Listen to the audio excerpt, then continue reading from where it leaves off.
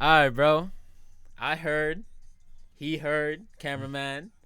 Her You what? heard. You know. Her We what? all know. Well, her what? I don't Oh, know. look at this man being humble. Oh, we heard. You designed some kicks for somebody in the Super Bowl? Yes, sir. Talk to us. So Talk to us. I did have the opportunity to create combat boots. I did a color change for. Their combat boots for Shakira, her dance team in the Super Bowl. The Super Bowl. Yes, sir. And that process and alone was an impossible task to complete in a weekend. The first thing I'll say is I learned a ton, a lot, and that branches into so many different ways. Who helped you with it though? Oh, so it's And how many pairs? My fault for cutting you off, no, but I just need to know. So it started 30 pairs. We got 4 extra, so ended up being 34 total. And help wise, it was myself, it was my dad, my brother, and then my boy Joseph. Okay. And so we basically all went in, each person, and then also the person who brought me the client, and her name is Berju. She actually owns a company. Shout out Berju Shoes. Shout She out makes Berju. the most comfortable heels to dance in if you do any Latin dancing, pop dancing, hip hop. Come on dancing, the podcast. all You're that. welcome. You dig? So that person did me a huge favor, and so I'm forever grateful. Shout out to you. However, basically how it all came to be is that person Berju, she met me at the mall. Her and her husband, they told me that they used to be worldwide like professional dancers for Latin dancing. Back in the day, she used to do a little bit of what I used to do with customizing sneakers. She just never took it to the same kind of extent. And so she was really inspired when she see my work. She felt like there was an opportunity for us to do some business together. So we just trying to explore that arena. So we kind of first met, and I got an idea of like a little bit about what her business does, and then a little bit about what my business does. I kind of shared a little bit, and then basically we found kind of common grounds there and some opportunity to work. And so the first thing we're really trying to work on is manufacturing. Okay. We have the opportunity to be able to manufacture just about anything as far as shoes, pants, bags, hats. When it comes down to these Jordans here, literally send the dimensions, colors, materials, all that. And is this manufacturer, like, would you say it's overseas, or is it? Overseas. It's definitely overseas because the cost. Yes, sir. Cost is okay. To be honest, I don't know. I don't know anything about her connection or anything like as far as overseas part. But working directly with her, I basically kind of work with kind of creating that concept, seeing if it's something that's feasible from her plug, and then from there we kind of do things like that. So to be honest, like I haven't got any product yet, but this is just kind of like something that we've kind of planted the seed about, and we're thinking of trying to create like a t-shirt line for myself. But we're gonna just start from a sample, see if it's possible, and then go from there.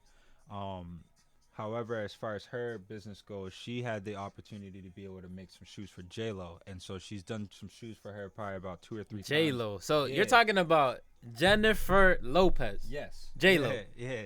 The one that's on the TV, that's on the movies, that's on the Jenny music from the video. block. Jenny from the block, that was with Diddy. Yes, sir. All right.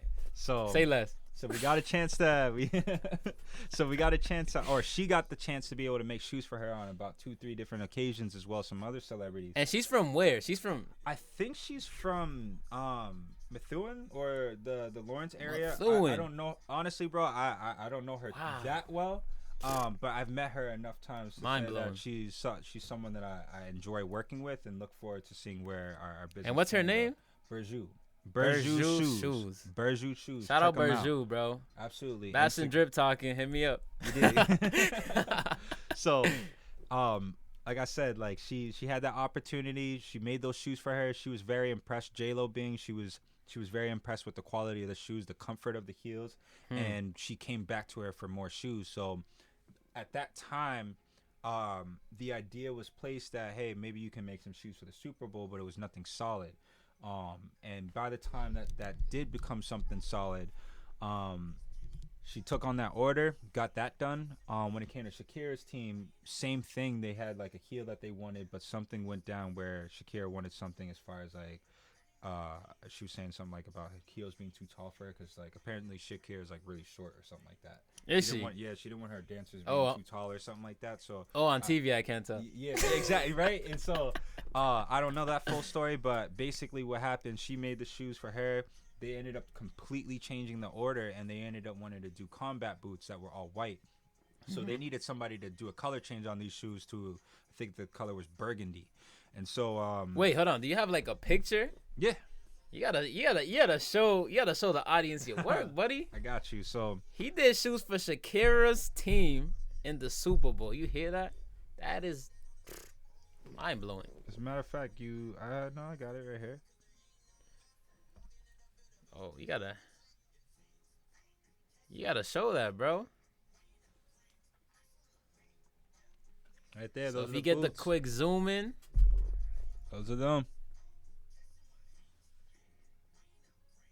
how many designers do you know in the city locally have work done for Shakira, J-Lo, so on and so forth, shown on TV globally? And to be honest, man, not even just that. The part that really geeks me out is the fact that this is forever, bro. Like, that's not going nowhere, bro. This is not going anywhere. This is like, in a lot of different ways, I might not have left a serious dent on the earth, but this is my way of leaving a dent. Oh, that's a dent, bro. And this is just like the start. Like, I've only been doing this, I can only say seriously and fully, like, professionally for the past 7 months. And so in 7 months to have a feat like this, like, I'm very honored, but at the same time, I'm very, like, happy with this accomplishment because who knows what the next job is, you know? So wait, my next question is, yes, sir. Have you met Shakira or have you met J-Lo? I have not. Have you spoken to them? I have not. I basically but got the do job. they do know who you are? They don't even know me like that. They don't know you like that. They do not. It's basically middleman to the stylist type thing. Okay, but like if they were to get in touch with you, or if they did want to know who it was, they would know how to get in contact with you. I'm sure they definitely could. 100%. Okay. 100%. And so when the time's right, I'm sure that door will kind of open or it will present itself, and we'll see like what that journey looks like. But in the time being, man, it's just like as far as like breaking down the process, I'm not sure if I got the photo. I think it might be on my phone. But breaking down the process, man, it was deep, man. It was a lot of work. There's a lot of steps to the process. It took a lot of time. Most importantly, a lot of patience. Back and forth trips down to Boston like 2-3 times, man. Like, there's a lot of work, a lot of hiccups I didn't expect, but going into like the next job, taking on a big bulk order like that, it's taught me. You know what to expect. Exactly, and kind of like what we were saying earlier. That's kind of what when I came in here, I was saying that I feel like I'm in a time in my life where I want to get more organized. And I feel like organization is key, guys. Could help with making things a little bit smoother. And so, like I said, like I'm very happy with that opportunity and seeing what that looked like. But I know my next it's gonna be even better. It's gonna be executed better, and then now you're a little more prepared because you know you've done the bulk. Absolutely. You know what it takes. You know what the hiccups are. You've been there. Oh yeah. Let me see. I'm gonna pull up some of the behind the scenes images for y'all real quick.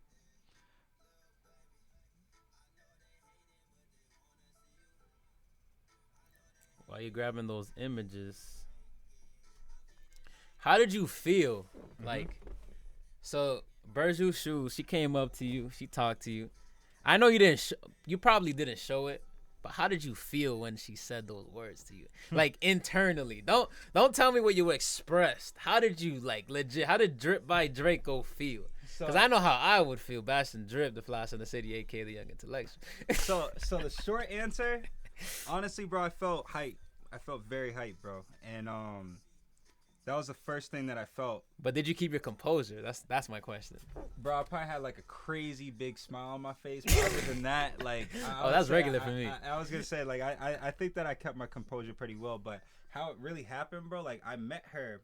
That story I was telling you about when I met her, that was pre-Christmas, so probably like a week, 2 weeks before Christmas. Okay. This job offer didn't come to me till like 2-3 weeks ago. So I woke up. And basically a week later, these shoes were due, basically. But I didn't get the shoes until about 3-4 days after the offer came to me. So I only had like the weekend to bang them out, and then that was it. I literally didn't sleep for like 2 days. It was crazy. 2 days. Yeah, my brother helped with overnight. My dad helped with like all day, like probably like an 8-hour shift for my dad. Berju helped me for probably a few hours, and then also at least at the house, and then she did some work over at her house overnight, probably like 2 times, and then one of my homies helped out for probably a few hours one day. So like, and then granted I finished like everything else in between, but there was just like a lot of stages to the process. And when doing one shoe like this, it's quick, it's simple, because it's just like, all right, dude, take this area, boom, boom, boom, start the design, finish the shoe, and then that's it. But when you got to do that 34 times, you're right. it becomes crazy. It's like you're never gonna get it. Yeah, you're never gonna get it like, perfect. Right, and then even after you spend like 8 hours, you've only got like 3 shoes done. Sometimes it gets kind of discouraging. It's like, damn, yo, this is gonna take forever, and it honestly did. But I ended up investing in a airbrush, and that helped speed along the process like tenfold. All you upcoming designers, bro, just listen, take notes. Yes, please. So yeah, let me show you a few pictures real quick.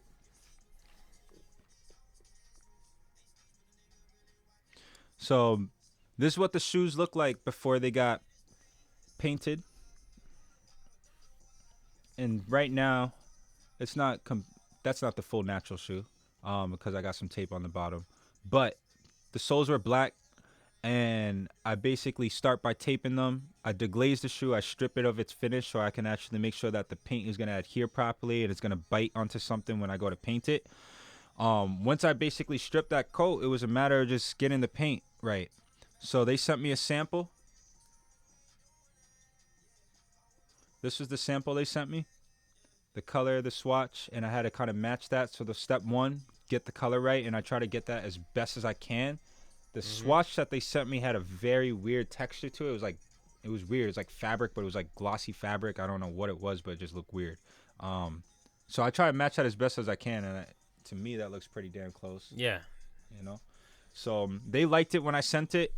So from there, it was a matter of getting them a sample, and that was the final product. So when they seen that, they loved that. And so I basically kind of followed through with making that same product right there. So I had to mix down the paint. Once I mixed down the paint, I made about 16 ounces. So it's a pretty big cup. And 16 ounces for the audience makes about how many sneakers? Like how many combat boots can you paint with 16 ounces? I can do exactly 34 shoes with 2 coats each. With 16 ounces. With 16 ounces of paint. And that's something that I learned for the first time. And to be honest, I completely eyeballed that out. And I got I literally got probably like an ounce left of this paint. So he's being transparent with you guys, but he's telling you what you could do. Take notes if you're an upcoming designer. All right. So once I finish that shoe, this is all 34, prepped, ready to go. At that point, the last point was only touch-ups. I'm sorry I don't have better pictures for y'all, but that's what it looked like in the moment. Yo, just untaping these shoes and getting them back to being put in the box, that alone probably took me about an hour or 2. I kid you not, bro. I kid you not. Because some of the tape with working with the airbrush, you got to make sure that the inside is kind of insulated. You got to make sure that all the areas are properly taped so that you can get the best finish possible. So when untaping it, you also got to be kind of gentle, but at the same time, there's just a lot of areas that you got to go in and kind of remove. So I hear that. I wasn't even planning on taking an hour or 2 to untape it. I thought it was going to be real quick. So once again, just kind of putting that into some of the process and planning for that. I'm looking forward to the next batch because everything will run even smoother. Copy. And then beyond that, that's just the show. Them dancing in the shoes. Those are so that's the picture of them dancing in the shoe. I didn't do Shakira's shoes, but I did her dancers. Oh, so you did the dancer shoes for Shakira. Correct. Which is basically the same thing. Yeah, basically. So yeah, man. And that's something that I definitely got to hold close to me, just because even when I go on to Apple, I'm a big Apple Music fan, so when I go on to Apple Music and I can see the Grammy performance, I can see my shoes right there. It's crazy, and so it's a reminder for me. And every time that I go into creating a brand new shoe, or if I'm going through a rough patch business wise, this lets me know that it's possible to continue and hit that next height. The bar is set high, my friend. And Absolutely. now you have something that you're chasing for Until you pass it, you have something that you're chasing, basically. And that's what it's all about. That's dope. I think it's important. Yes, you can master your craft, but I think that it's important to always leave room for improvement. You know, because there's always going to be something better than you and someone better than you. And so I'm at a point where it's like I feel like I'm always trying to like compete with myself. I'm always trying to better myself. Like take a look at my last job, this job. How do I top it? And so that's why I'm thinking back to this process here, as far as creating these shoes, taking on more bulk orders. What did I do good? What did I do, or what could I do better? Mm-hmm. And what was the best things that I can do, and kind of carry those like practices into the next thing. I try and apply that to everything that I do music wise. Of course. Blah, blah, blah, blah. It's funny that you say that, because a lot of people that, you know, I talk to, a lot of people that I know, they think that the competition is with other people, but in reality, it's within yourself.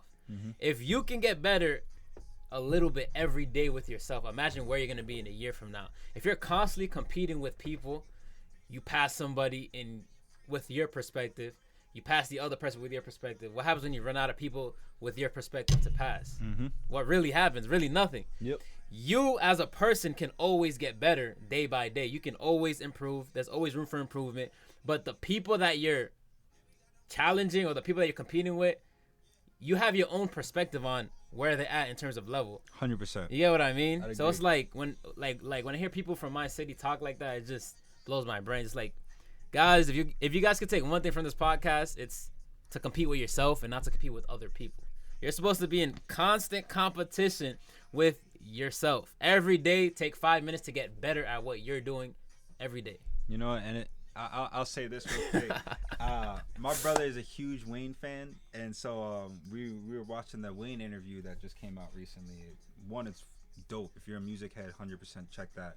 But we're watching this interview, and he said, like, yo, so who you be playing, like, when you're not playing your music? And almost 99% of the time, it's always himself. Himself, right? Always himself. Like, he's not worried about the other competition. When it comes down to the mixtapes, that's all his, like, that's like his homework. That's like his classwork that he tries to get done. But when it comes down to albums, that's the test that he has to pass. So he has to pass the bar. Drop the mixtape, see how he does, put out the test, and see how he does. Get those high grades on the test. And so he does that by focusing on himself. And so in the same turn or in the same light when it comes to my shoes, I'm barely if ever looking at anybody else's custom. I want everything to be as most original as possible from myself. Exactly. By just kind of doing those concepts on my iPad first, try it on the shoe, see how it looks. I don't try to draw any ideas from other customs or other people. I don't try to compare or look at what they're doing, techniques, things like that. I try to just go at it myself. If I don't know how something's going to go, or if I don't know how something's going to look, I just try it, find out, and then kind of adjust the plan as necessary. And I'll say, man, that's honestly another thing that I see in a lot of people is a lot of people are timid to take that step in terms Too timid. No matter what it is, whether it be like journeys or if it be, you know what I'm saying, whatever it is, like people are timid to take those steps, and I think that in order to figure something out, you got to just do it. You have to try it. You have to try it. You have to find the conviction. Shout out Nike. You have to find the conviction in yourself to find out, to learn the process. Like I'm not gonna know how to ride a bike until I try. So exactly. You know, so like you gotta do it. It's like the number one thing is just doing it, bro. Like stop thinking about doing it. Stop. Oh, if this happens, I'm gonna do it, bro. Shut up and just do it, and that's it. Do it. Yeah, and you gotta be carefree. You gotta be judgment free. You gotta. When it comes down to art, there's no right or wrong way to do it. But in terms of what your concern is when it comes out, like if I were to put this out on Instagram, YouTube, wherever it is, even this podcast, we gotta put this stuff out judgment free. We're not thinking like, oh, is so and so gonna like this, or is so and so gonna hate on this, or are they gonna comment, blah blah blah blah. Judgment free because we know exactly. We know that we know if we mess with it, we have the confidence to believe that you guys are gonna mess with it, and that's all that really matters. Agreed. At the end of the day, and it's like you gotta realize, guys, like at the end of the day, like everybody has an opinion, and not everybody's going to like you. This is the thing that like a lot of people have flawed. It's like people think that there's a lot of people that go along this world thinking that everybody likes them. Mm-hmm. That was my issue back in the day. I used to think I was boys with everybody. Like I thought bro, I would meet you today. I'd be like, yo, tomorrow, yo, that's my boy. Right. You feel me? Like, but like that's not the case, bro. It's like I hear that. they'll meet you. They'll have their own perception of you because your perception is different. And it's like you gotta realize you have to be open to the fact that not everybody's gonna like you, regardless of what it is. They could think that you have more drive than them. You could say they think you're more attractive than them. It can be anything along that. It's like they can see how the girls mess with you, how people are just drawn to you. It could be any little thing that they're insecure about. And to be honest, man, just to kind of speak to what you just said, it all comes down to the man in the mirror. 100%. Exactly. Like, it's nice to be able to have that awareness and to be able to, like, check yourself from time to time, evaluate yourself, like, you know, personality-wise, like, how am I in front of people, work ethic-wise, whatever it is. Like, evaluate all aspects of your life from time to time. Not saying that you're the worst person or the best person, but you want to be able to be the best person you can be. Of course, every day. So evaluate yourself from time to time and be judgment free. Trust me, I'll be the first to say it's not easy because like I'm a perfectionist. I'm working on these shoes, and like I said before I even start the shoe, I'm like, yo, I can't do this. You're your biggest enemy. I literally am, and so I have to fight the mind state. I can do this every day. I can do this. I try and have fun while doing it to be able to achieve the result that I'm looking for. So definitely make sure that you're judgment free and carefree while working. This actually, like, even though we're talking about it a little bit, but my next question, it like drives me right into it. Yeah. Dripbydreko. Yes, sir. That is your brand. Draco Knight is your artist name or whatever. But what do you want your fans? What do you want your fans? Yes, sir. And my audience, Bastiendrip's audience, Drip fam. Shout out to y'all. You did. Don't forget to subscribe. Comment down below. Right now. Hit the subscribe button down below. Hit the bell so it dings. You heard? Okay. So what do you want these people to take from this episode? Like, what do you want? Like, when they watch this, what is your goal for them to take from what you're saying, what I'm saying, just in general? Like, what is your goal? Like, what do you want them to leave watching this? Like, what do you want them to be like, damn, this guy just left me with some gems, you feel me? I'll be honest, man, like, I kind of low-key was thinking about this before, but I wasn't thinking about one thing. I was thinking of a few things. I mean, I'm not limiting you to one thing. You can say it. You do your thing. So I'll say this. The first thing that comes to mind is drive, finding your passion. I kind of consider those things in the synonymous. They're kind of one and the same, if you would. But find it. Like, that's the first thing. Find it, because like I strongly believe that you can't find happiness in life without finding your passion first. You literally can't live in life for free. So if you're gonna be working, you might as well be working, doing something you love. And that comes 100%. Down to being self-aware, guys. Like, self-awareness is something that nobody talks about, but it's like there's a whole bunch of people out here that don't know themselves, bro. It's like, stop getting with a girl, stop getting with a guy. Like, spend some time by yourself. Like, stop being a herb. Oh, yeah. Like, yo, just like be on your dolly, be dolo, be by yourself, be solo for like a few, bro. Like, stop trying to get into relationships to find happiness. But continue. Thank you, man. And honestly, the second thing that I would say is like, it's also kind of like a 2-in-1 again, but it's don't stop, because like when I look back at my journey, I stopped with drawing, like I said, 10 years ago, and sometimes it hurts thinking like, damn, if I never gave up. Like, my mom was always telling me like, Zach, you should be an artist. Zach, you should be an artist. Zach is my real name, that's why I said that. But she keeps saying, Zach, you should be an artist. Zach, you should be an artist.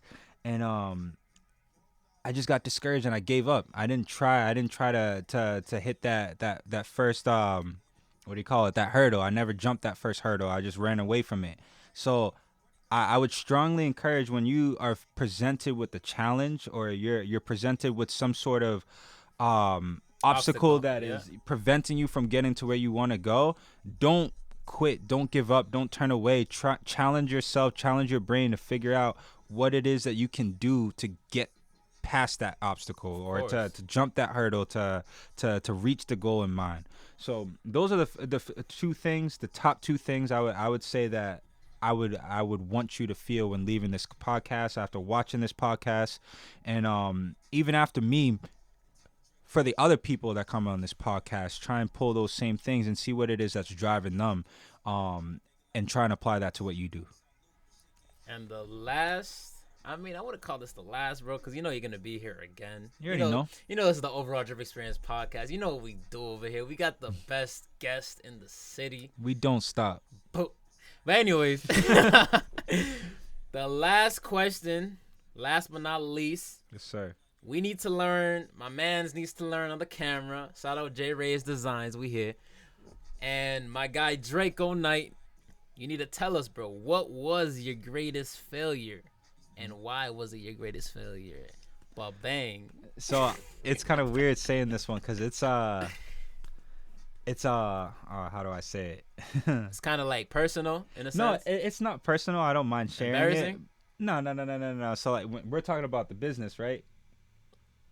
Just in life In life? like all right, so let me be a little more elaborate. So like what was the failure that shifted you to become Dripbydreko? So like what did you fail at we're like lit a fire up your ass like fucking let's get it. I'm gonna give you guys the gems, bro, right here.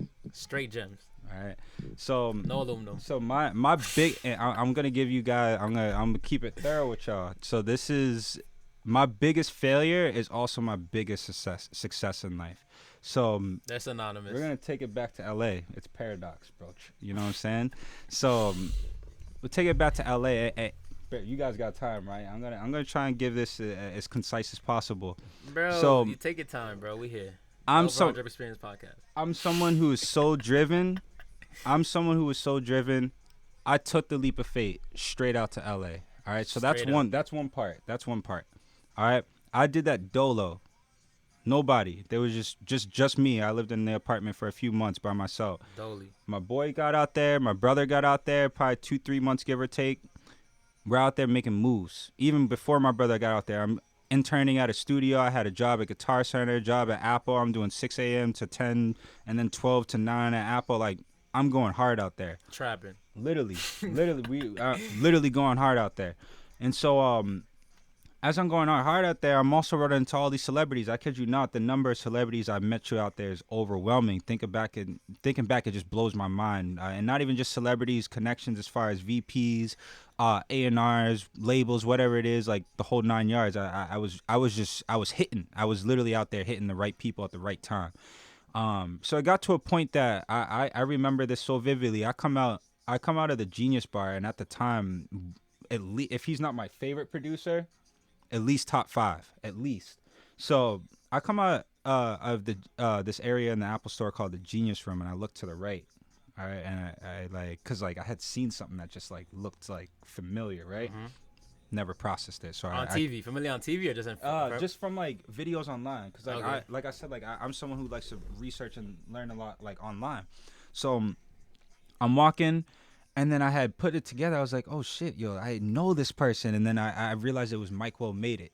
This dude Will Made It. I kid you not.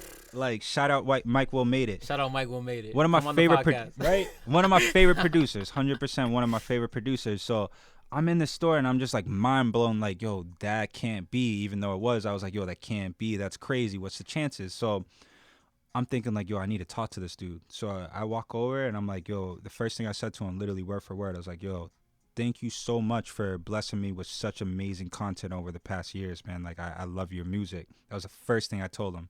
And he's like, yo, thank you so much, man. I appreciate that. And I was like, yo, just so you know, like, my brother and I, we both made music. I'd love for you to take a listen just to see what we got. He's like, oh, yeah? He's like, yeah. He's like, talk to my manager. So I turned to the left, or to my right at that time, but he turned to his left. He's like, this is my manager. He introduces me. I talked to him, and we had an opportunity to actually sit down. So we're going to get a little bit deep here. So once again, I'm dolo in LA at the time. Dolly. All right. My brother comes out there. My other boy comes out there. Now we're 3 people in there. At the time, their focus is, I'll keep it a buck with them. And if y'all watching these, you know, they weren't doing the most. But at the same time, when it comes down to music, I'll say they were pulling some weight. But financially, as y'all know, LA is not cheap. It is expensive.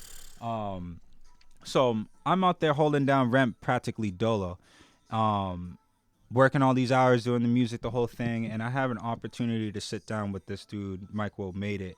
And I have to consult. I got a chance to consult with his manager. So The trick was I had to pay money. All right, so my we're gonna get a little bit deeper. So my rent at that time was $13.50, which is honestly kind of comparable to out in New Hampshire, but the difference is that for $13.50 out here, you could probably get like a 2-3 bedroom. Out in LA, you're in like a studio. You're basically in a closet. So Oh wow. it's Crazy. yes, it's expensive, but realistically, it's like the same shit. You're just, can you live in a smaller space is basically the question. So fast forward, it was a risk that, do I take a chance and see if this music can actually go somewhere, or do I not do it? And I know that if I were to take this chance, it's going to throw off my rent situation. I was going to fuck my whole shit up. So because of how driven my brother and I are, and because of this opportunity being a once-in-a-life opportunity, we did that no hesitation. I came up with 500. I put that towards a consulting session. We sat down with this man for probably about an hour or two in the studio. Who's the man? Mike Will made its manager. At the time, his manager, correct. At the time, his manager. Okay, so you're Correct. still talking about the manager. Correct. All right. So we met at the studio called Chalice Recording Studio. And if you don't know, this studio has had Michael Jackson there, Usher there, it's had Lil Wayne there, Mike Will there, obviously, like all these people. I walk in, there's platinum records, gold records, all that on the walls, like covered. So I'm like, oh fuck, this place is crazy. And as a matter of fact, before I even pulled into the lot, it was a gated fence before the studio. So like, you pull this gate back, bro, I just seen like mad nice whips in the studio. And this was for 500. This is for 500. I got a chance to sit down with this dude for about an hour, 2 hours for $500. Yes, I would have given him a rack. Right at that point, I want a feature. I want a beat. So I'm sitting down, and I remember this so vividly. I'm gonna keep it a buck with y'all. So I play the music, right? I'm thinking like, yo, this is it. Niggas about to get signed. You know what I'm saying? Like, I'm hyped, bro. So I play the music. I play the best shit that we got at that time, and my man's goes, he's like, yo. So he's like, yo, I like it, but it doesn't make me want more. That was the first thing he said. And I was like, low key, like in my head, I was just like, fuck, that shit hit me so hard. And I remember him telling me, I was out at LA probably 3-4 months, and he was like, yo, he's like, honestly, yo, I would highly recommend y'all doing what Mike Will did, which is get into a studio, find an internship somewhere. And I told him, I was like, yo, I actually do have an internship right now. But he's like, yo, find a studio somewhere, try and get in with them, link them with the local artists, sell beats, run your own studio sessions, charge that way so that y'all can maximize your funds instead of blowing out here in LA. It's a lot more expensive. And I was like, I feel that, but I just got out here. I was like, you just got here, yeah. And so honestly, it was like in a lot of different ways, like that meeting was a serious letdown. But I remember this, at the end of that session, he's like, I'll tell you what, he's like, I'm pretty sure that the studio's hiring. Now, I just want you to show you, I love my boy, but I got to throw you under the bus. So I just want to show you how serious my love for this music shit is, but that same love translates into the art. So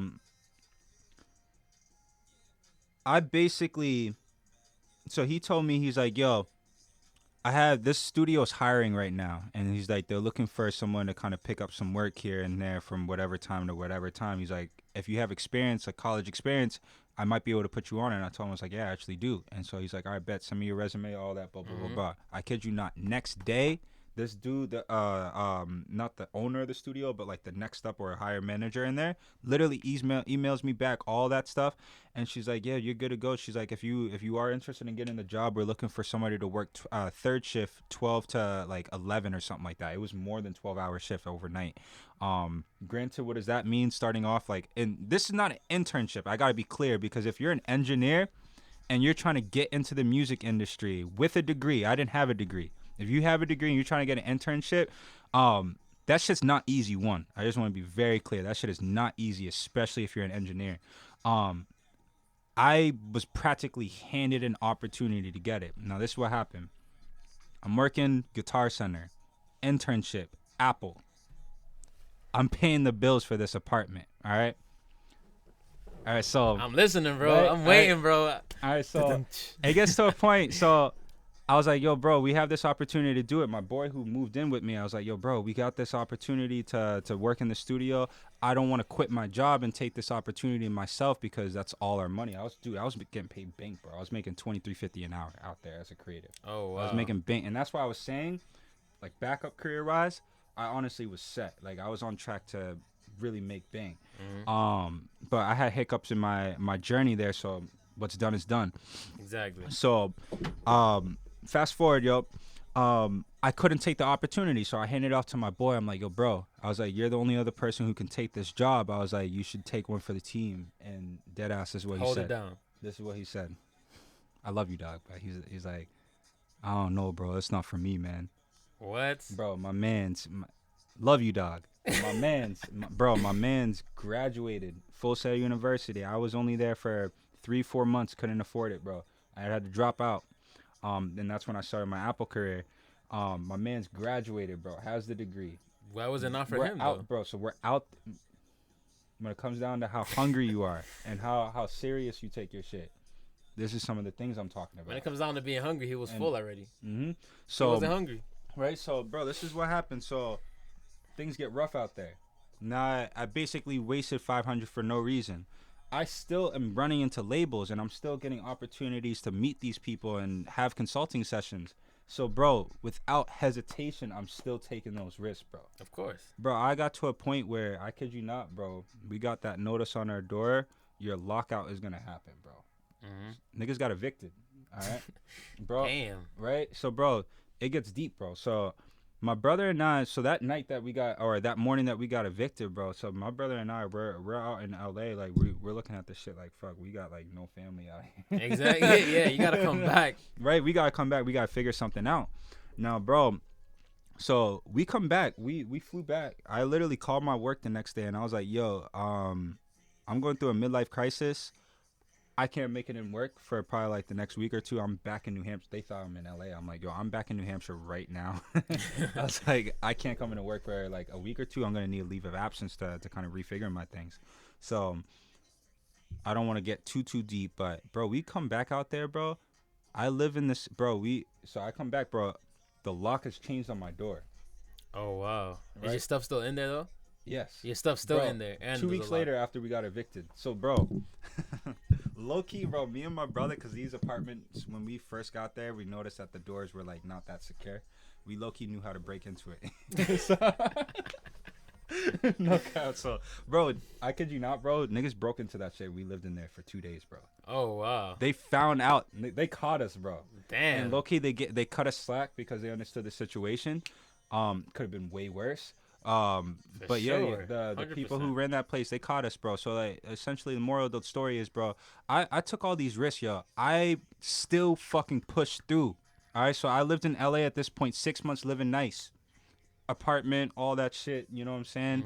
I chose to stay out there. I went back to New Hampshire, regrouped. Could have just stayed out there, you know. I came back because I realized how valuable the resources were in LA. So I come back. I land my feature with Famous Dex. We land a feature with Quentin Miller. We ran into all these. I got a chance to sit down with TDE and for free. I got a chance to sit down with TDE for free. For those of y'all that not the artists. the label Rep, manager. Wait, hold on. We gotta slow it down there, buddy. So TDE stands for Top Dog Entertainment. They're a West Coast record label. They're an independent label. Some of the names I'm sure y'all familiar with. You got Kendrick, you got J-Rock, Schoolboy, SZA, you know, all them dudes. Yep. So they be killing it. I was blessed with the opportunity to be able to sit down with this label and kind of speak to them about my music, get some feedback, get some direction from them. And then also have the opportunity to submit a demo. At that time, I wish I could say that it went somewhere, but we were able to get some quality feedback, a little bit better direction, like I was mentioning, from that demo that we had sent to them, and most importantly, establish a relationship. But it's crazy because I look back, and at that time when my brother and I were evicted, it sounds a lot better than it was.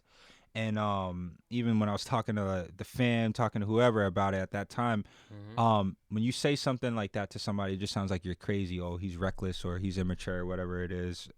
To be honest, I could care less.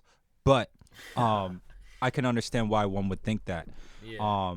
So to answer your question directly, that would be my biggest failure, is going homeless. That's my biggest failure in life.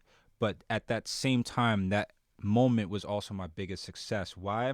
Because in that moment, I learned the most important thing. One, I learned how to survive. Me and my brother, we literally lived in I had a Volkswagen Golf coupe, and literally we would sleep in that car for 6 months straight from the time that we got evicted. We got the lockout notice, went back to New Hampshire, called my work, told them, hey, I need a leave of absence, blah blah blah blah. We were able to work something out, thankfully. By the time I came back, I had an option: do I just quit my job and stay here? I was comfortable. I could have stayed comfortable, but we chose like, no, we need to be able to push through on this music and see if we can hit these goals. By the time that we got back 6 months later, after pushing through, showering at Planet Fitness night after night, fucking Crazy, sleeping, bro. multiple Little Caesar pizzas to stretch the budget, running the credit on for the gas tank, fucking hitting Doing the whatever dispensary it takes, tank, basically. doing whatever it takes to survive. And meanwhile, like, granted, I've known my brother my whole life, but also knowing what it takes to live with another person in very close confines is not easy. It's very not easy. Definitely not. And so I learned an incredible amount about myself, how to survive, how to push through, how to hustle harder, build my work ethic. There was so many blessings that came out of it, not to mention the features that we got. We got the feature with Famous Dex. I ended up making a pair of shoes for this dude named Ovio Ryan. That's if y'all don't know, that's Drake's cousin, Ryan Silverstein. Dope. I got blessed with that opportunity. We got blessed with meeting a few celebrities that passed, and then not to mention that TDE opportunity. And so I look back on that opportunity, that whole year that I was out in LA and networking and building the brand, getting myself out there, and I don't have regrets. Yeah, it sucked that things might have went left, but I learned how to deal with things when things go left, and then how to come out stronger after that. And here I am. What is it? 3 years later, and I would say, Flourishing. thank you. Flourishing. So like that's really what I would say is that's my greatest failure. It's my biggest success in my life. That's literally I literally went through a quarter life crisis. I can't even lie to you, bro. That was a very, very, very You stressful went through a time. quarter life lesson. Life left. That's how you gotta think about it. Hopefully my last one. It's all perspective, guys. It's all right. perspective. But it worked for me, and I'm not gonna say that I'm the richest person alive or I'm out here crazy famous or anything like that. But I can tell you that I'm on the right track. I can tell you 100% that I'm on the right track. I can look you straight at the fucking aperture on this camera, and I can tell you that I'm 100% on the right track. 100% on the right track. And so I have confirmations. I believe in following my gut feelings. I'm open to people's feedback all the time, but I'm selective on the feedback that I'm willing to receive. And I 100% encourage y'all to think in that same manner. But nevertheless, man, like, I'm out here. I'm just trying to say I'm still trying to grow. I still have opportunity to go. And I look forward to seeing where this Dripbydreko brand can go. With that being said, do you plan on doing anything for the community? In terms of Manchester, in terms of Lawrence, in terms of New Hampshire, so on and so forth. So, yes. So 100% yes. The reason why I'm thinking right now is I'm thinking, so one thing that I really love about what I do is that I've been noticing that there's so many avenues I can expand within the Dripbydreko brand. There's a lot of ways. And just for example, when it comes down to giving back to the community, first thing that comes to mind is Manchester is going through a very serious drug epidemic with heroin and drugs, things like cocaine, things like that. But a serious heroin abuse and overdoses that are happening in Manchester right now. And so it's getting to a point where when you ask me about this, I would like to put together a fund to help get people back off of the streets, off of that, whatever it might take, any programs to help out there. Other opportunities, whether it be like taking off percentages of whatever my shoe sales or clothing sales, whatever it might be, and putting that towards helping like different funds like cancer or different foundations like that. Or the drip drive. Or the drip drive. Definitely drip drive could be a great option too, especially because it goes hand in hand. We're all talking about shoes here. Exactly. And then honestly, another thing that I'm seriously focused on, I literally just got hit up like 2 days ago. Somebody from their high school, they want me to sponsor like their school baseball team and kind of like do like the jerseys and things like that. And so I'm looking at helping out on more of like an educational level, see if I can get my brand name kind of advertised in those areas, but in turn, like kids get a chance to kind of rock something fresh, get to put something else out there. and do it all in style. So just a few other things that, as far as like branching out, helping the community, those are just a few other avenues that I can do. But I kid you not, man, the business itself is so expandable, and I love that. I can see really that. love that. But I gotta just focus on one thing at a time right now. So for the time being, it's customs, it's graphic design, anything in that little window right there. You can find me, Dripbydreko. At Dripbydreko. And to expound on the drip drive, like I mentioned, I'm hosting a charity event with sneakers or whatever. My goal is to get 60 pairs of sneakers in by June to give to the homeless. I'm gonna host an event just giving out sneakers to the homeless, anybody who basically needs it. So if any of you guys have donations, leave a comment down below, send me a personal message, subscribe to the channel, hit the bell, and it's Bastiendrip, the flyest in the city, aka the young intellectual. And it's Dripbydreko, Dreko Night. And we out. It is the cameraman. Hell yeah.